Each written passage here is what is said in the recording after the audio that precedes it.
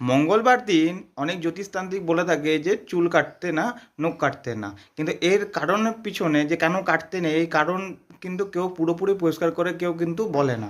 ঠিক আছে, দেখো, অনেকের ধারণা যে মঙ্গলবার চুল কাটলে বা নখ কাটলে কী হয়, মঙ্গল খারাপ হয় বা মঙ্গলের কোনো ক্ষতি হয়। এগুলো কিন্তু ভুল ধারণা। কে কী যুক্তি দিয়ে থাকে সেটা কিন্তু তার নিজের ব্যক্তিগত যুক্তি, কিন্তু কোথাও এটা কিন্তু প্রকৃত কোনো উত্তর দেওয়া নেই যে কেন চুল বা নখ কাটতে নেই মঙ্গলবার দিন। আগেকার দিনে কি হতো, মঙ্গলবার দিনটাকে বেছে নেওয়া হতো জঙ্গল পরিষ্কার, পুরো নোংরা আবর্জনা পরিষ্কার করার জন্য। এই দিন যদি সবাই চুল কাটতে শুরু করে তাহলে কি হবে, তাহলে মানুষ কিন্তু কেউ সেই দিনটাকে কিন্তু কোনো দিন কোনো কাজে হাত দেবে না। তাহলে জঙ্গল পরিষ্কার করবে কে, নোংরা পরিষ্কার করবে কে? এই জন্যই কিন্তু মঙ্গলবার দিনটাকে কখনোই কিন্তু কেউ বলে দেয়নি যে নখ চুল কাটা যাবে না।